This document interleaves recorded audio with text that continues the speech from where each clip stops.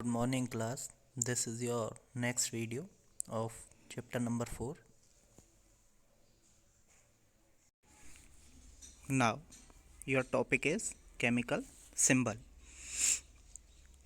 Chemical symbol को हम किसी भी एलिमेंट को दर्शाने के लिए प्रयोग में लाते हैं। सबसे पहले जो केमिकल सिंबल दिए थे हमारे सर जॉन डाल्टन ने दिए थे, जो कि पिक्टोरियल फॉर्म में थे, यानी कि उन्हें किसी चित्र के द्वारा प्रदर्शित किया जाता था। जैसे कि आप यहाँ देख सकते हैं, हाइड्रोजन को इस तरह से दर्शाया जाता था, सिल्वर को इस तरह से दर्शाया जाता था। लेकिन बाद में जैकब बर्जीलियस ने इंग्लिश अल्फ़ाबेटिकल ऑर्डर पर केमिकल सिंबल दिए। तो देखते हैं, द एब्रीविएशंस यानी कि ऐसी short form used to represent elements, जो कि एलिमेंट्स को प्रदर्शित करने के लिए यूज़ में लाई जाती हैं या प्रयोग में लाई जाती हैं, उन्हें हम क्या कहते हैं? केमिकल सिंबल कहते हैं। ये जो आपको टेबल दिखाई गई है, ये ओल्डर सिस्टम था जो कि सर जॉन डाल्टन ने दिया था, और जो आगे आप देखेंगे वो दिया है सर जैकब बर्जीलियस ने।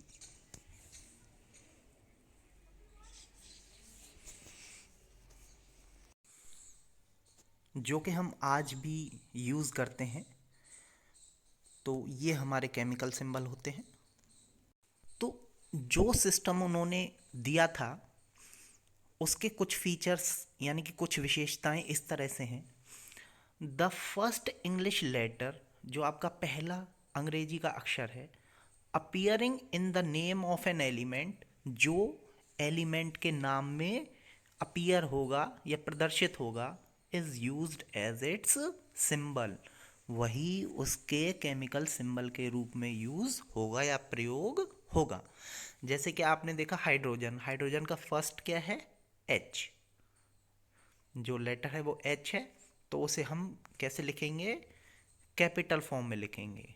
ये बात हमेशा याद रखिएगा कि जब भी हम एलिमेंट को केमिकल सिंबल के रूप में लिखते हैं तो उसका फर्स्ट लेटर क्या होता है? कैपिटल होता है।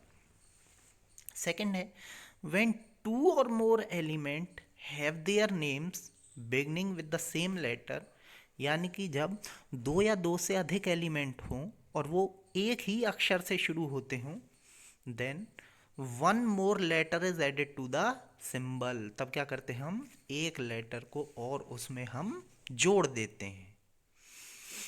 For some element the second letter in their name is added, जैसे कि कुछ तत्वों के लिए, कुछ एलिमेंट्स के लिए क्या किया? जो उनका सेकेंड लेटर था वही नाम में जोड़ दिया गया। जैसे कि आप कैल्शियम को देख रहे हैं, कैल्शियम में सी हो गया, सी कैपिटल हो गया, और जो ए सेकंड लेटर है वो भी लिख दिया गया है। लेकिन जो सेकंड लेटर होता है वो कौन सा होता है? स्मॉल लेटर होता है, और जो फर्स्ट होता है वो कौन सा होता है? कैपिटल लेटर होता है। Now the next topic is atomicity. सबसे पहले हम जानते हैं what is atom. The smallest particle of a substance is called atom, यानी किसी भी सब्सटेंस का सबसे छोटा पार्टिकल कौन सा होता है? एटम होता है, जो छोटा कण होता है। अब जब दो या दो से अधिक एटम एक साथ जुड़ जाते हैं तो वो क्या बनाते हैं? मॉलिक्यूल बनाते हैं। यानी कि एटम से बड़ा क्या हो गया? मॉलिक्यूल हो गया। अब देखें, the number of atom present in one molecule of an element, यानी कि किसी भी एलिमेंट के मॉलिक्यूल में, कितने मॉलिक्यूल में? एक मॉलिक्यूल में जितने नंबर ऑफ एटम्स, यानी कि जितनी भी एटम की संख्या होगी जो कि उसमें प्रेजेंट हैं, उसको हम क्या कहते हैं? एटॉमिसिटी कहते हैं। यानी कि किसी एलिमेंट के एक मॉलिक्यूल में कितने एटम प्रेजेंट हैं उसको हम क्या कहते हैं? एटॉमिसिटी कहते हैं। जैसे कि एग्जाम्पल के लिए मोनो एटोमिक, मोनो एटोमिक यानी कि उस मॉलिक्यूल में कितना एटम है? केवल एक ही एटम है। उसका एग्जाम्पल क्या है? हीलियम। ये उसका क्या है? केमिकल सिंबल है। इसी तरह से अगर हम मोनो एटोमिक के अदर एग्जाम्पल लेंगे, जैसे कि सोडियम, सोडियम को हम कैसे लिखते हैं, एन कैपिटल, इस तरह से एन कैपिटल, और ए क्या होता है उसमें, स्मॉल लेटर होता है।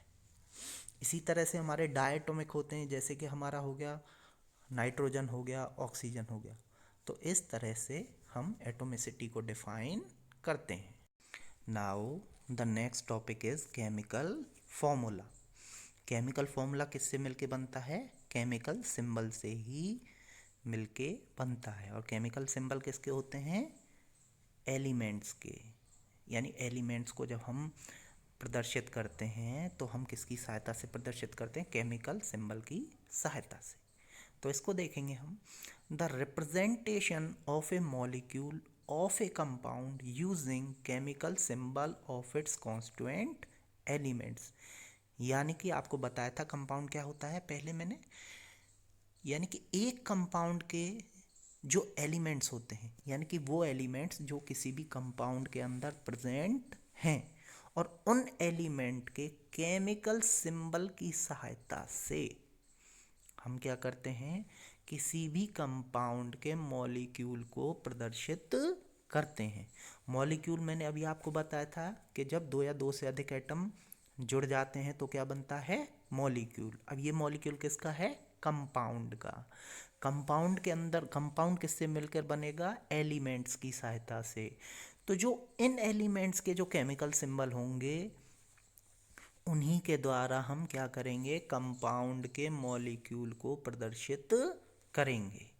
और इसी को हम क्या कहते हैं, केमिकल फॉर्मूला कहते हैं। जैसे कि ये क्या है बेटा, हाइड्रोक्लोरिक एसिड। ये कहाँ पे प्रेजेंट था, आपके स्टमक में, जो कि आपने सेकंड चैप्टर में पढ़ा था।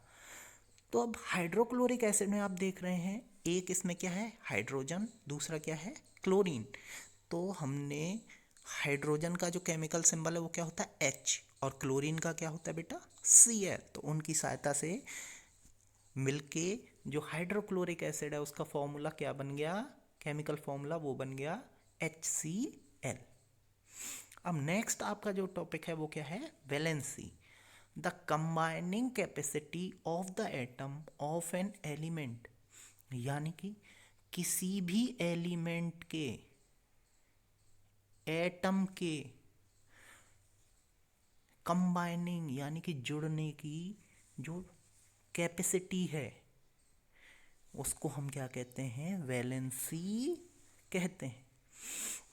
और इसको आप ज़्यादा डिटेल में हायर क्लासेस में पढ़ेंगे कि वैलेंसी क्या होती है, किसी भी एलिमेंट के एटम की किसी दूसरे एटम के साथ जुड़ने की जो कैपेसिटी होती है, जो उसकी क्षमता होती है, उसको हम क्या कहते हैं बेटा, वैलेंसी कहते हैं। जैसे कि आप आगे देखेंगे अभी, जैसे कि आप यहाँ पे देखिए, हाइड्रोजन की वैलेंसी कितनी है बेटा, 1। ऑक्सीजन की कितनी है वैलेंसी बेटा, 2। तो इस तरह से जो वैलेंसी होती हैं वो अलग अलग एलिमेंट की अलग अलग होती हैं। तो नेक्स्ट जो आपका टॉपिक है वो क्या है, राइटिंग ए केमिकल फॉर्मूला। कैसे हम केमिकल फॉर्मूला लिखते हैं, देखिएगा। सबसे पहले हमने क्या लिया, एलिमेंट्स के केमिकल सिंबल ले लिए, ठीक है। उसके बाद हमने क्या किया, इनके नीचे इनकी वैलेंसी हमने लिख दी है, ठीक है। उसके बाद उनको हमने क्रॉस ओवर कर दिया, यानी कि जो ऑक्सीजन की वैलेंसी थी, ओ की जो वैलेंसी थी, हमने उसका गुना किसके साथ कर दिया, हाइड्रोजन के साथ। और जो ऑक्सीजन का गुना हमने किससे किया, हाइड्रोजन की वैलेंसी के साथ। और इस तरह से हमने नीचे जो फॉर्मूला बना वो लिख दिया, जैसे कि H2O। अब इसके बाद हमने क्या किया, अब हम इसको ये देखेंगे कि ये किसी से डिवाइड हो रहा है या नहीं हो रहा है। ओके, सामने कुछ नहीं लिखा हुआ है सबस्क्रिप्ट में बेटा, इसमें क्या कहते हैं, इसको जो 2 लिखा हुआ है इसको हम कहते हैं सबस्क्रिप्ट, ठीक है। तो ओके, यहाँ पे एक को हम लिखते नहीं है, और एक को हम खाली छोड़ देते हैं, इसीलिए ओ के सामने हमने कुछ भी नहीं लिखा। और जो हमारा एच है उसके आगे हमने क्या लिखा है, 2 सबस्क्रिप्ट में। तो इसलिए फॉर्मूला क्या बन गया बेटा, H2O। और ये किसका फॉर्मूला है, वाटर का फॉर्मूला। अब हम इसको ये देखेंगे कि ये किसी से डिविजिबल तो नहीं है। ये किससे डिविजिबल हो सकता है? केवल 1 से ही डिविजिबल हो सकता है। अगर हम 1 से डिविजिबल करेंगे तो भी हमारा फॉर्मूला क्या बनेगा? सेम ही बनेगा, जो कि क्या है? H2। सेकेंड एग्जाम्पल आप देखिए, ये क्या है बेटा? कार्बन का फॉर्मूला है। कार्बन की वैलेंसी कितनी लिखी हुई है? 4। ऑक्सीजन की कितनी लिखी हुई है बेटा? 2। और इसके बाद हमने फिर इनको क्या किया? क्रॉस मल्टीप्लाई कर दिया। क्रॉस मल्टीप्लाई करने के बाद बेटा कितना आया? C के सामने कितना लिख दिया? 2। और O के सामने बेटा कितना लिख दिया है? 4। तो अब जो लिखा हुआ है ये किससे डिविजिबल हो सकता है बेटा? देखिए, फर्स्ट है वो 2 से हो सकता है, 4 भी 2 से हो सकता है, इसलिए हम किससे डिविजिबल करेंगे इसको? हम इससे करेंगे 2 से डिवाइड। और डिवाइड करने के बाद क्या होगा? 2 1 ज़ा 2, यानी कि सी के सामने क्या लिखा आ जाएगा? 1, और 1 को हम लिखते नहीं हैं। उसके बाद क्या होगा बेटा? ऑक्सीजन पे किससे डिवाइड होगा? 2 से। तो 2 से जब हम डिवाइड करेंगे तो क्या होगा? 2 2 ज़ा 4। तो हमारा फॉर्मूला क्या बन गया? CO2 बन गया। ओके बेटा।